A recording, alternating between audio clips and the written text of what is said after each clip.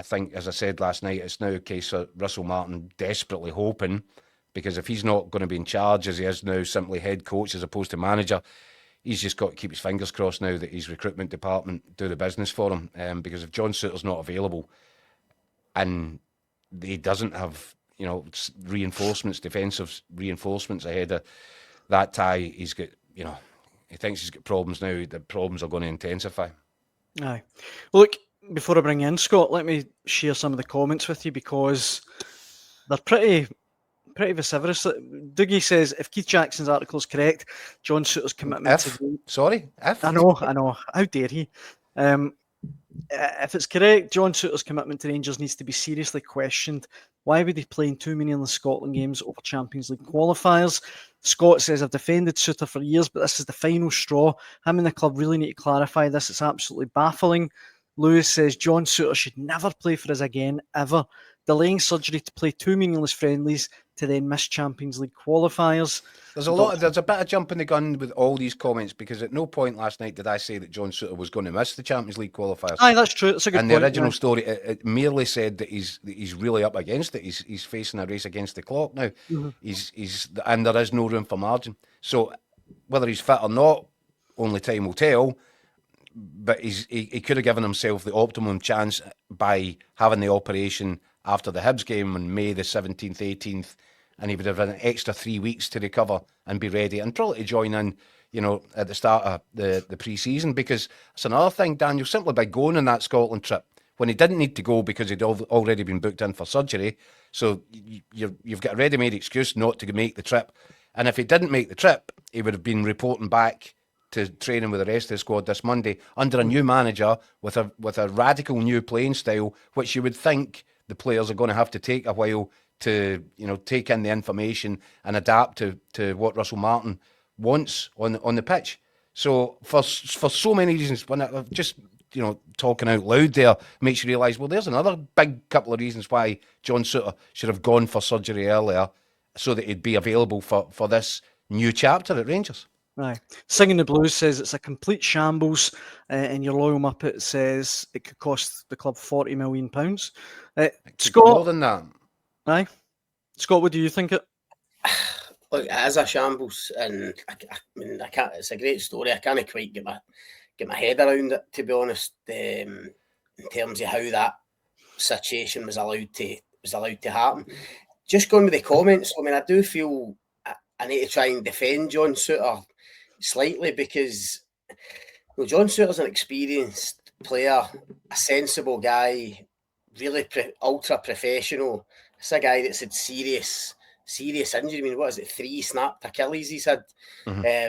So makes a real effort now, obviously, to kind of look after himself, be in the best possible shape. I don't doubt John Souttar's commitment to Rangers and Scotland at all. I think this to me is on the club, and Jacko mentioned it earlier. This vacuum that was allowed to be created at NDC. I think that's exactly what happened, and I can almost imagine John Souttar looking around for a bit of guidance and a bit of support and a bit of advice to what to do at the end of the season. But ultimately, Steve Clarke, as national manager, has asked him to go and play in these games. And I think for a player, it's difficult. When you're as committed as John Souttar and as patriotic as John Souttar, it's difficult to turn that down when you've obviously been playing, so you're capable of going and training and playing. I think it's from Rangers' end how this was allowed to happen, how there wasn't any clear guidance on what Souttar was to do.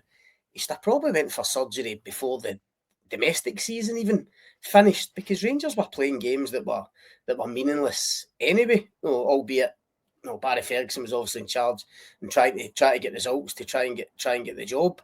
But I think we need to be careful just how scathing we are, towards Souttar. I feel that's a wee bit unfair, and obviously he'll no doubt at some point give his side of the story and know the reasons behind it. But I think this is more on the club. That should just this scenario should never have been allowed to happen.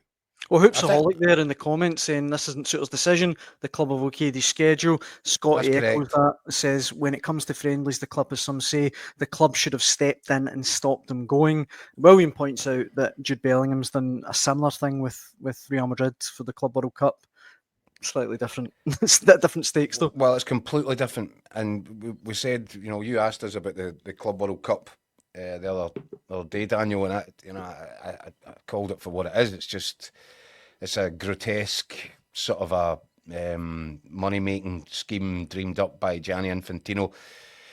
But the reason that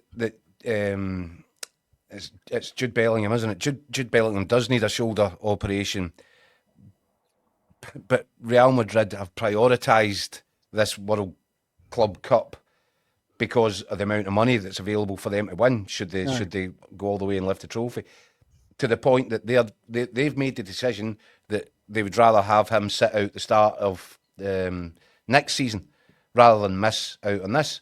But it's the club that's paying his wages. Therefore, it's the club who gets to decide. I think, Scotty, I completely hear what you're saying. I like John Souttar. I like him as a player. I like him as a guy. From what dealings I've had with him, I think he's a nice, honest, big broker. And I think there's a bit of what you say will be absolutely correct. What am I supposed to do here? He's a guy that wants to play for his country.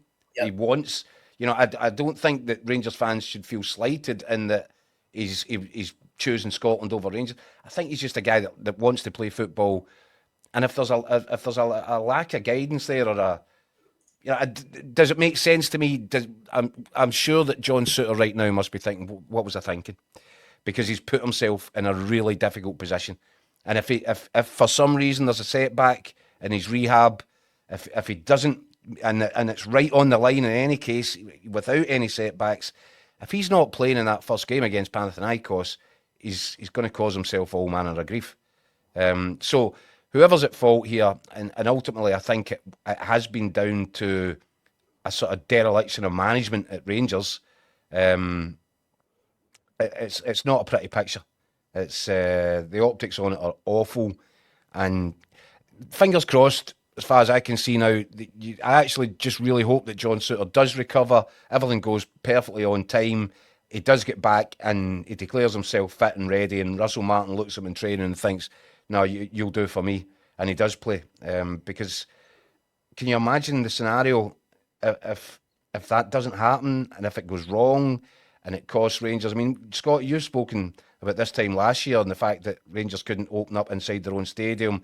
The season started with disaster, and it was like almost, a self-implosion by Rangers, the fact that they couldn't play inside their own stadium. They went to Hampden, they get knocked out the Champions League qualifiers at Hampden. This would be another sort of version of that, wouldn't it? Where your star centre-half, the guy that would be one of the first names in that team sheet, if he's not available, then again, it starts the campaign in the worst possible way and just keeps the pressure on. You're right. And the other thing is, just for John Souttar's point of view, and I know this is all ifs, buts and maybes, but in my head, when you look at Rangers centre-backs, obviously Balogun's away.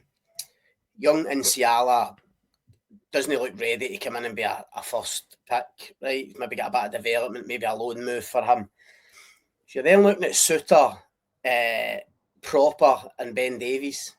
Now, for my money, Rangers should be looking to try and offload Proper and Davies. And obviously, Davies. Proper's halfway out the door already, Scott.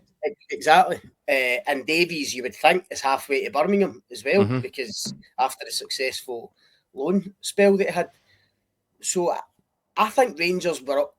No, I think if all of that happens, Rangers would need to sign two good centre-backs for the start of this season.